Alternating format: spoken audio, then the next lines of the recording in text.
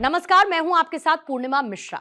हमारे खास प्रोग्राम क्या कहते हैं नरेंद्र मोदी में आज आपको सुनवाएंगे पीएम मोदी का वो ऐतिहासिक भाषण जो उन्होंने 30 नवंबर 2013 को दिल्ली में दिया।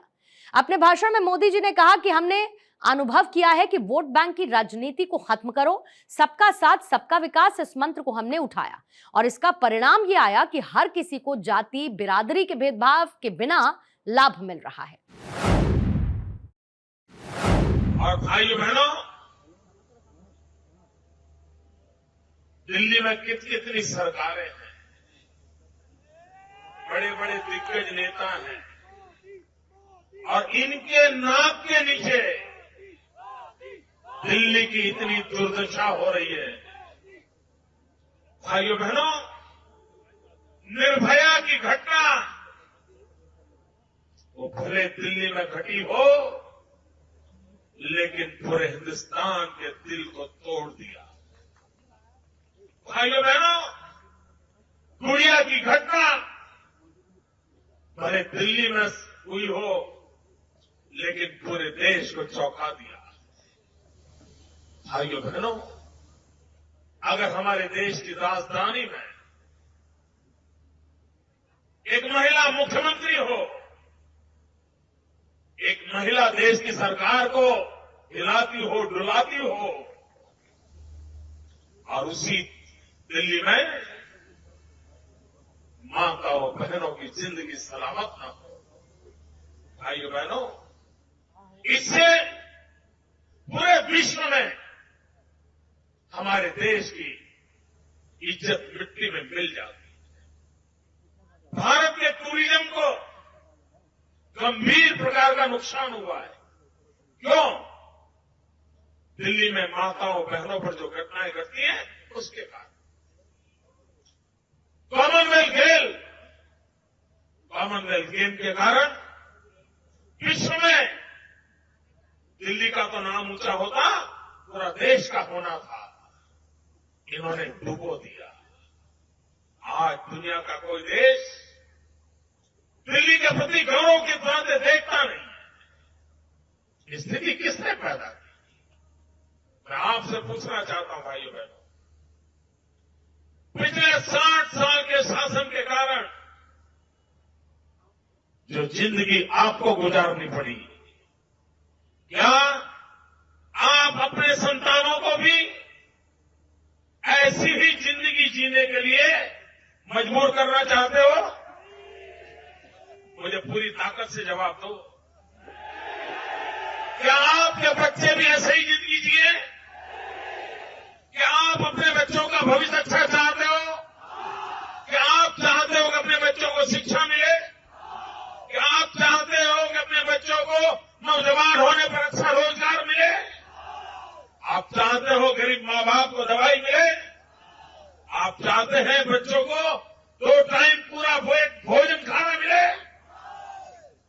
भाइयों बहनों, ये छोटे छोटे सपने 60 साल से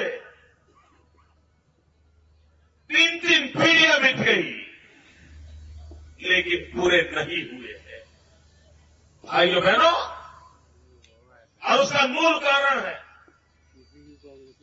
कांग्रेस पार्टी की वोट बैंक की राजनीति। जब तक इस देश से हम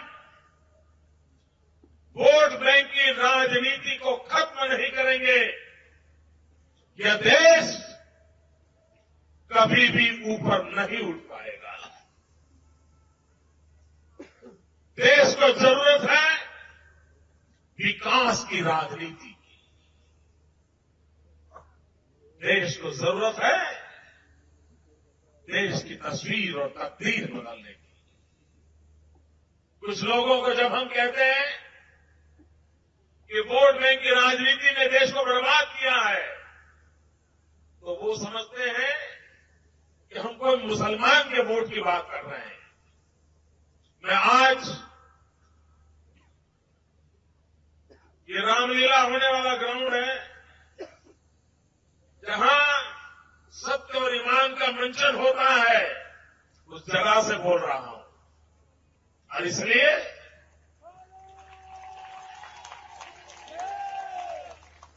उसी पवित्र भाव से कहना चाहता हूं, वोट बैंक की राजनीति को समझने की जरूरत है। वोट बैंक की राजनीति ये हिंदू मुसलमान का मसला नहीं है।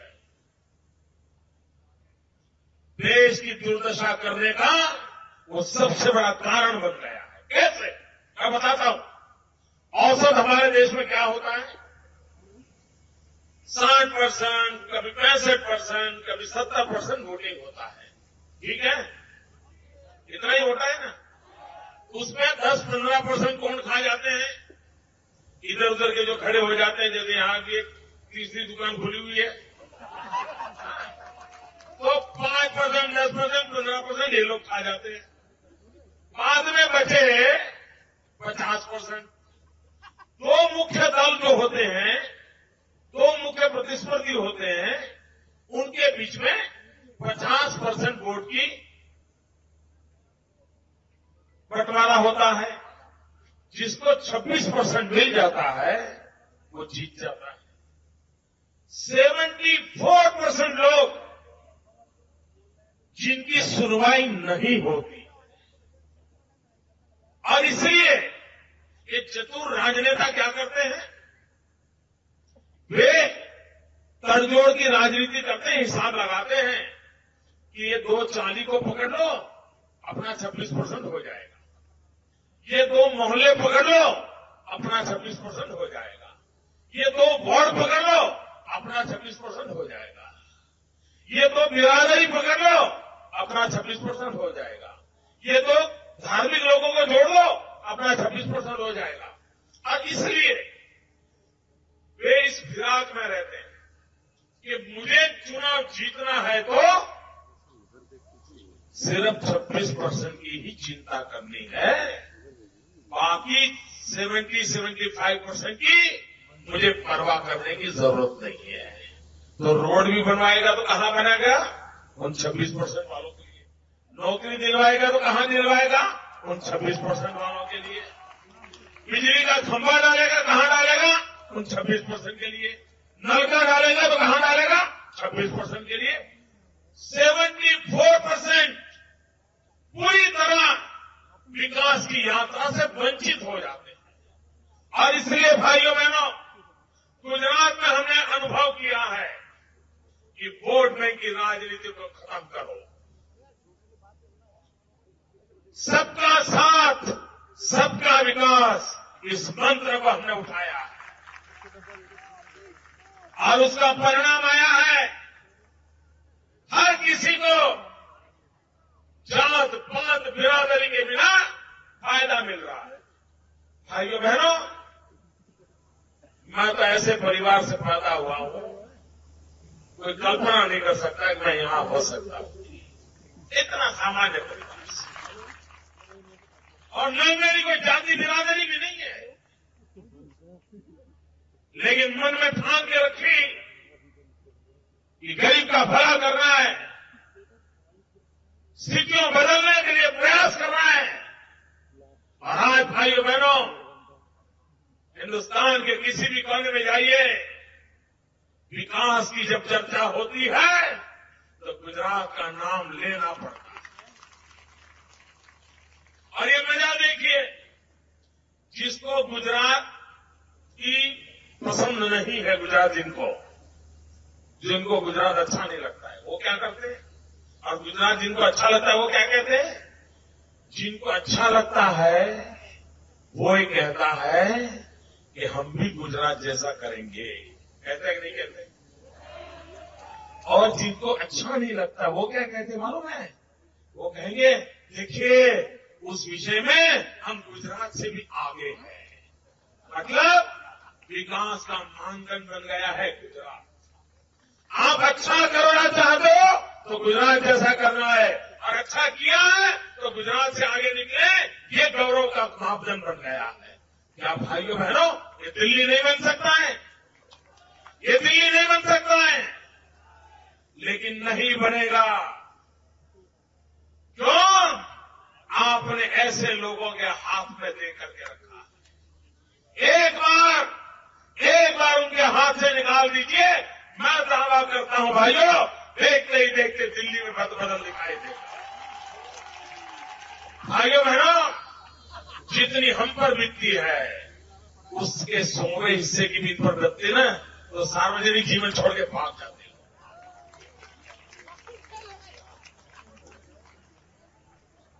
सत्य और ईमान से जनता की सेवा करने के प्रण लेकर के जब निकलते हैं तब गांव झेलने की भी ताकत आती है दोस्तों। जनता के आशीर्वाद मिलते हैं। भाइयों बहनों, शहजादे क्या कह रहे मालूम है? वो कहते हैं जब तक हम राजनीति में गरीब की बात नहीं करते हमें मजा नहीं आता। क्या ये गरीब मजाक करने का विषय है क्या? ये बोल रहे हो भाइयों बहनों, उनमें और हमारे में फर्क यही है, उनके लिए गरीब की राजनीति नहीं करते तो मजा नहीं आता। हम गरीब के दुख दर्द देखते हैं तो नींद नहीं आती। ये फर्क है। वे कहते हैं गरीबी गरीबी कुछ होता नहीं है। जो सोने की चम्मच लेकर के पैदा हुए उनको गरीबी का पता क्या होगा?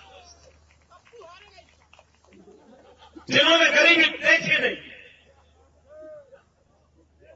भाइयों बहनों, दुख क्या होता है, दर्द क्या होता है, रात में ठंड होती है तो रात कैसे गुजरती है, 2 दिन से पेट न भरा हो तो भूख कैसी लगती है, ये जिन्हें पता नहीं है वो गरीबी क्या जाने। वो कहते हैं गरीबी कुछ होती नहीं है, ये तो स्टेट ऑफ माइंड होता है, मन की अवस्था होती है। जब ठंड पड़ती है और दिल्ली के फुटपाथ पर एक गरीब मौत का शिकार हो जाता है तब पता चलता है गरीबी क्या होती है। जब भयानक धूप होती है और गर्मी के कारण गरीब पानी के अभाव में मर जाता है तब पता चलता है गरीबी क्या होती है। गरीबों के घर में तस्वीरें खिंचवाने से गरीबी का पता नहीं चलता है। भाइयों बहनों, आप लोग भी जब आपके बच्चे बड़े हो जाते हैं तो आपका भी मन करता है बच्चों को शेर दिखाए, तो आप बच्चों को शेर दिखाने के लिए जू में ले जाते हो ना। बच्चों को शेर दिखाने के लिए जू में ले जाते हो ना। क्यों? क्योंकि बच्चे ने शेर देखा नहीं है। वैसे ही शहजादे को गरीबी क्या होती है देखने के लिए साल में एक बार गरीब की झोपड़ी में जाना पड़ता है और फिर भूल जाते हैं तो लोग दोबारा ले जाते हैं। आप पिछले साल तो भूल गए, इस बार चलो देखो गरीबी ऐसी होती है। ये गरीबी को प्रदर्शन का विषय बना दिया इन लोगों ने।